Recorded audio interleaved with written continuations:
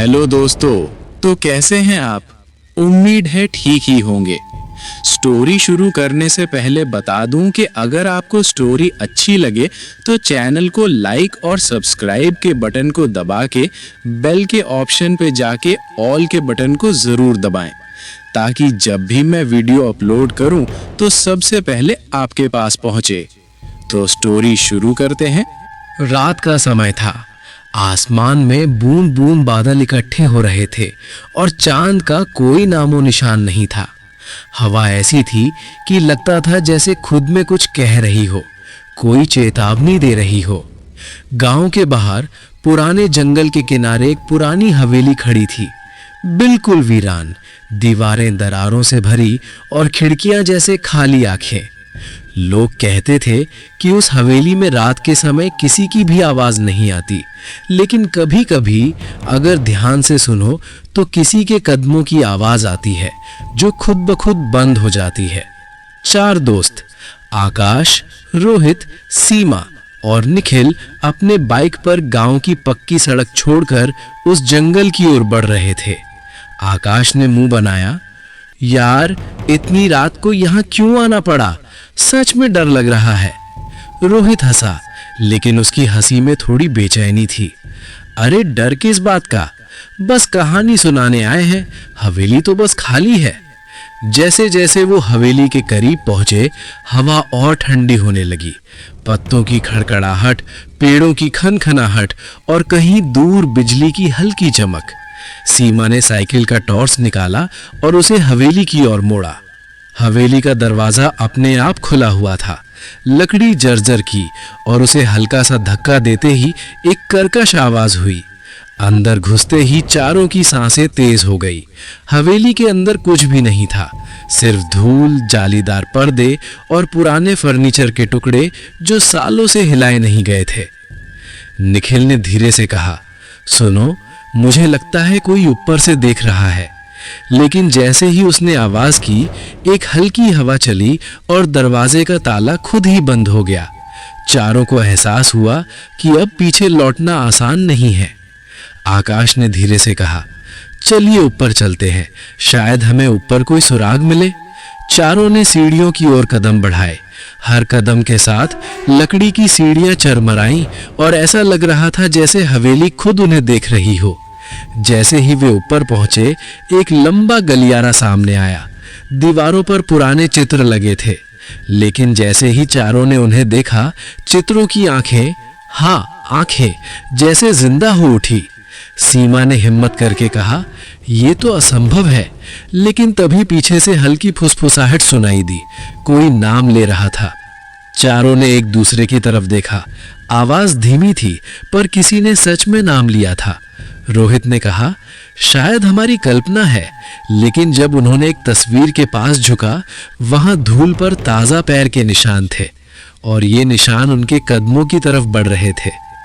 अचानक हवेली के बीच में एक पुराना दीवार वाला कमरा खुला। कमरे में मोमबत्तियां जल रही थी, लेकिन कोई वहां नहीं था। मोमबत्तियों की लौ अजीब तरह से हिल रही थी, जैसे किसी अदृश्य शक्ति से। आकाश ने धीरे से कहा, हमें यहां से बाहर निकलना चाहिए। लेकिन निखिल ने देखा, मोमबत्तियों की तरफ कागज बिखरे थे।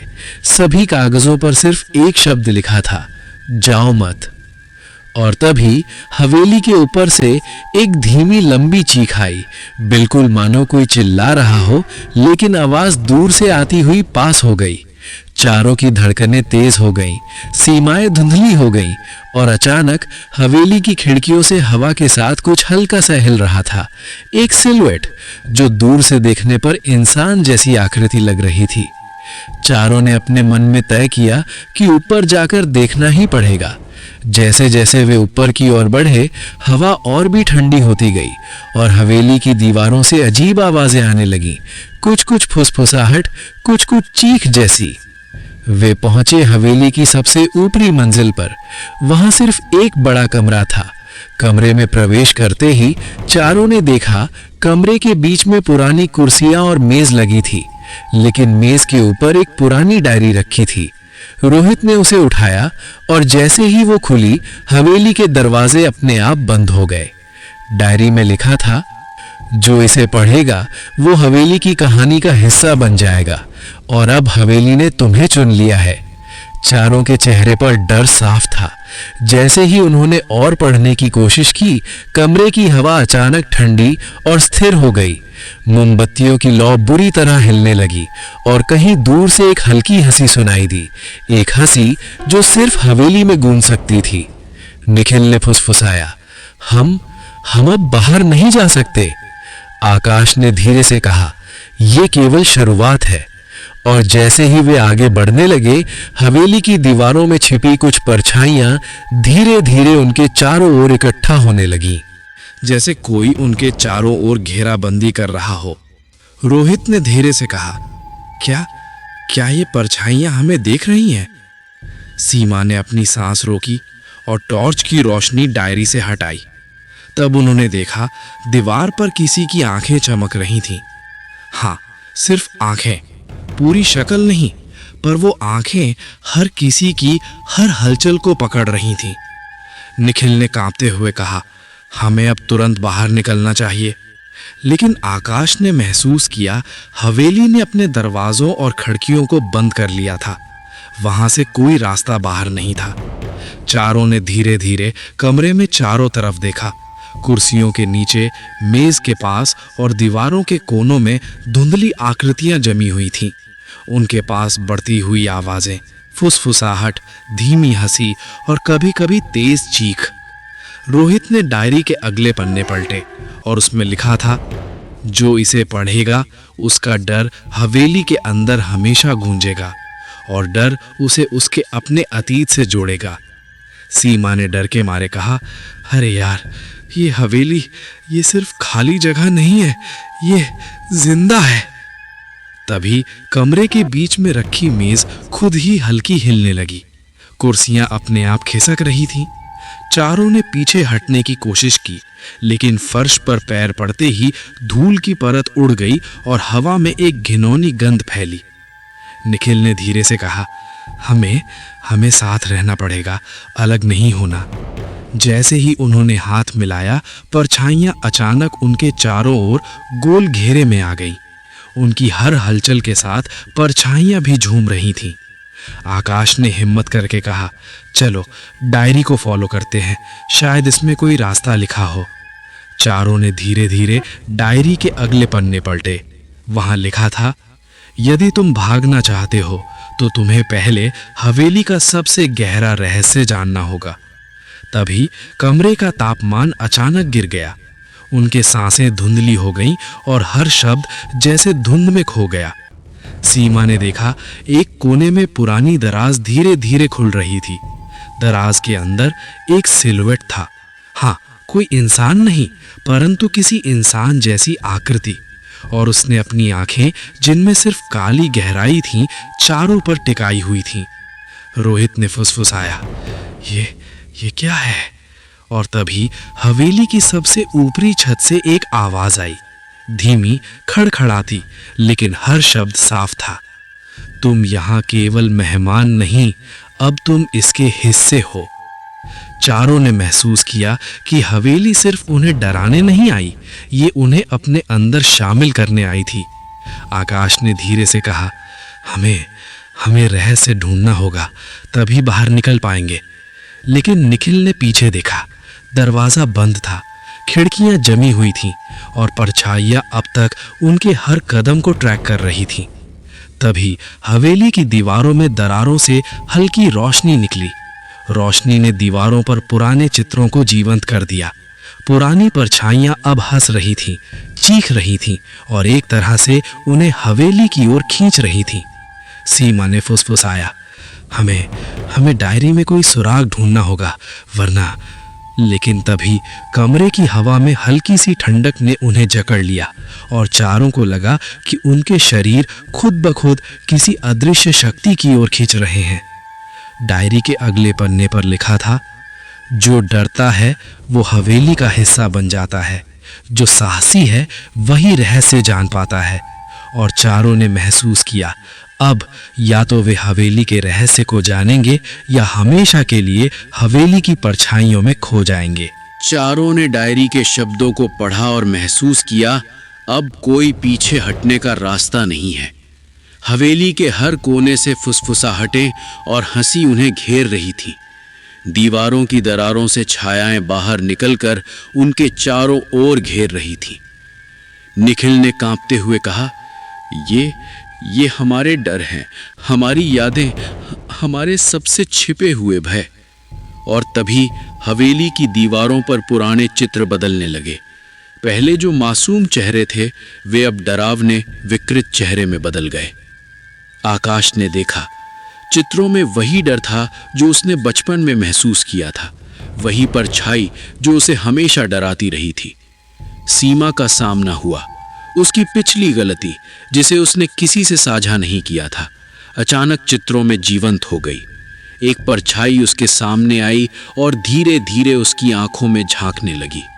सीमा के पैरों तले जमीन खिसकती सी लगी और वो चीखते हुए रोहित और आकाश की ओर बढ़ी। रोहित ने महसूस किया उसके पीछे एक दरवाजा खुला और अंधेरे में उसका बचपन का वो दोस्त खड़ा था जो हादसे में मर गया था, परंतु उसकी आंखों में अब केवल काली गहराई और भयानक हंसी थी। रोहित के दिल की धड़कन तेज हो गई। आकाश ने देखा, दीवारों में उसके पिता की छवि उभर आई जो उसे बचपन में डांटते थे, पर अब वो गहरी, डरावनी और शापित लग रही थी। हर कदम पर हवेली उसके अतीत और डर को सच में बदल रही थी। निखिल ने डायरी पलटते हुए कहा, साहसी बनो, यही एकमात्र रास्ता है। और तभी हवेली की छत से एक गहरी आवाज गूंजी, जो डरता है वो हमेशा के लिए यहां रहेगा, जो सामना करेगा वही बाहर जा सकता है। चारों ने देखा, परछाइयां अब उन्हें अलग अलग कोनों में खींच रही थी। हवेली ने उनका डर जिंदा कर दिया था। अंधेरे में हर डर धीरे धीरे आकार लेने लगा। रोहित का डर, सीमा का अपराध बोध, आकाश का बचपन का डर और निखिल का अकेलेपन, सब हवेली के अंधेरे में जीवित हो गए। सीमा ने चीखते हुए कहा, हम मिलकर सामना करेंगे। चारों ने हाथ पकड़ लिया और डायरी के शब्दों को जोर से पढ़ना शुरू किया।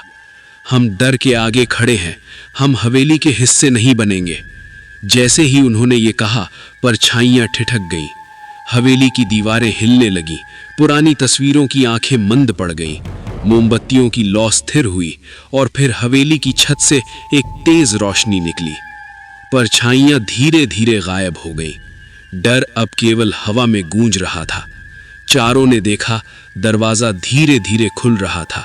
बाहर की ठंडी हवा अंदर आ रही थी। आकाश ने धीरे कहा, हम बच गए। निखिल ने सांस ली। हाँ, लेकिन ये हवेली, ये कभी पूरी तरह खाली नहीं होगी। चारों ने हवेली से बाहर कदम रखा।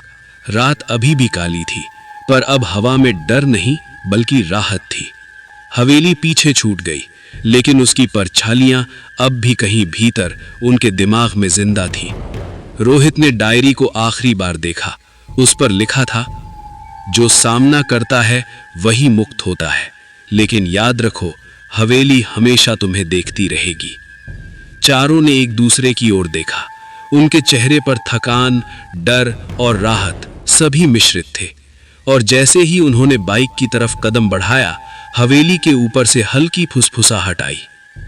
तुम सही समय पर बाहर आए, लेकिन अगली बार शायद मैं इंतजार नहीं करूंगी।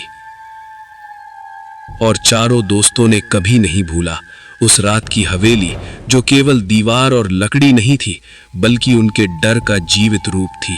तो दोस्तों, कैसी लगी आपको ये कहानी? कमेंट में जरूर बताना। अगर अच्छी लगी हो तो लाइक और सब्सक्राइब जरूर करें, और साथ ही सब्सक्राइब करने के बाद बेल आइकन के ऑल के बटन को जरूर दबाना मत भूलना। खुश रहिए। धन्यवाद।